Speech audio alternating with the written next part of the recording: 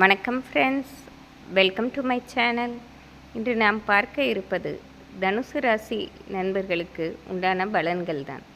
பொதுவாக தனுசு ராசி நண்பர்களுக்கு 7.5 சனி முடிந்து விட்டாலும் 3ஆம் இடத்தில் சனி பகவான் நல்ல இடத்தில் முயற்சி ஸ்தானத்தில் அமர்ந்திருந்தாலும் இன்னும் நன்மைகள் ஏற்படவில்லையே என்று ஒரு கலக்கத்துடன் தான் இருக்கிறார்கள். காரணம், இப்பொழுது நடக்கும் காலகட்டத்தில் குரு பெயர்ச்சியும் தனுசு ராசிக்காரர்களுக்கு சாதகமாக இல்லாததாலும், மேலும் இப்பொழுது சனி வக்ர பெயர்ச்சியாக நடைபெற்று கொண்டிருப்பதாலும் வரும் நவம்பர் மாதத்திற்கு பிறகே அவர்கள் வாழ்க்கை தரம் உயர்வதாக இருக்கும்.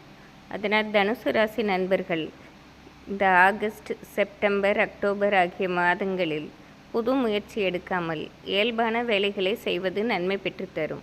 இருப்பினும் வரும் காலத்தில் நன்மைகள் ஏற்படுவதற்கான அடித்தளமாகவே இந்த 3 மாத காலம் இருக்கும்.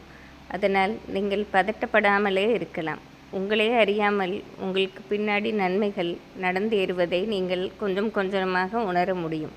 வீட்டில் குடும்ப பிரச்சனையோ, குழந்தைகள் வழியில் பிரச்சனையோ, கடன் பிரச்சனையோ, பல வருட காலமாக உங்களை நம்பிக்கை மோசம் செய்தவர்கள் வழியே வந்து உங்களிடம் வந்து மன்னிப்பு கேட்கும் சந்தர்ப்பம் ஆகியவை கொஞ்சம் கொஞ்சமாக இந்த 3 மாதத்தில் உங்களுக்கு ஒரு மாற்றம் ஏற்படுவதை நீங்களே உணர முடியும்.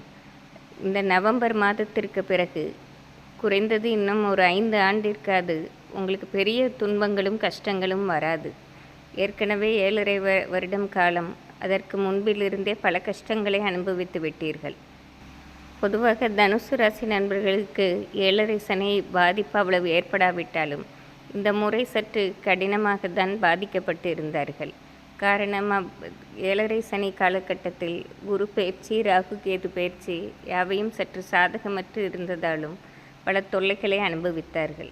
ஆனால் இனி வரும் காலங்களில் அவர்களுக்கு நன்மையே அடையக்கூடும். இந்த 3 மாத காலகட்டத்தில் சனி வக்ர பெயர்ச்சியாக இருப்பதால் பெரிய லாபம் அடைவது போல் இல்லாவிட்டாலும் வரும் காலத்தில் நன்மைகள் ஏற்படுவதற்கு இது ஒரு அடித்தளமாகவே அமையும். நீங்கள் இந்த சமயம் அவசரப்படாமல் நிதானமாக நடந்து கொண்டீர்கள் என்றால் உங்களுக்கே உங்கள் வெற்றி பாதை கண்முன்னே தெரிய வரும். சிலர் உங்களை காயப்படுத்தும்படி பேசினாலும் நீங்கள் கண்டு கொள்ளாமல் விட்டுவிடுங்கள். பொறாமை காரணமாகவும் வெறும் போட்டி காரணமாகவும் பேசுவதற்கே இருப்பார்கள்.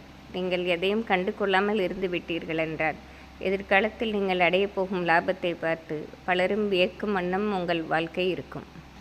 பொதுவாக தனுசு ராசி நண்பர்கள் யாருடைய வளர்ச்சியை பார்த்தும் பொறாமைப்படாதவர்களே. அவர்களிடம் வம்பு வைத்தோ அவர்கள் சொந்த விஷயத்தில் தலையிட்டால்தான் அவர்களுக்கு கோபம் வரும். மற்றபடி மற்றவர்கள் தங்களை விட எவ்வளவு பெரிய வளர்ச்சி அடைந்தாலும் மிகவும் மகிழ்ச்சி அடையக்கூடியவர்களில் தனுசு ராசி நண்பர்களே முதலிடத்தை பெறுவார்கள்.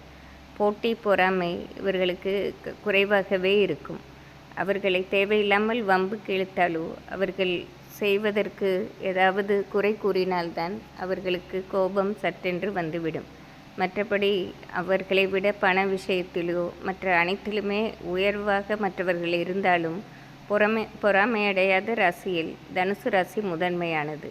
இவ்வளவு சிறப்பான அம்சம் கொண்ட உங்களுக்கு கண்டிப்பாக வரும் காலங்களில் பெருத்த நன்மை காத்திருக்கிறது.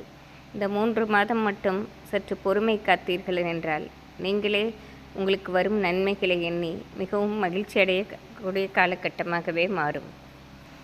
எனவே இந்த நவம்பர் மாதம் வரை தனுசு ராசி நண்பர்கள் முடிந்தவரை விநாயக பெருமானையும் சனிக்கிழமை பெருமாள் கோவிலுக்கு சென்று வழிபட்டு வருவதும் வாழ்க்கையில் வளர்ச்சி பாதைக்கு வழிவகுக்கும்.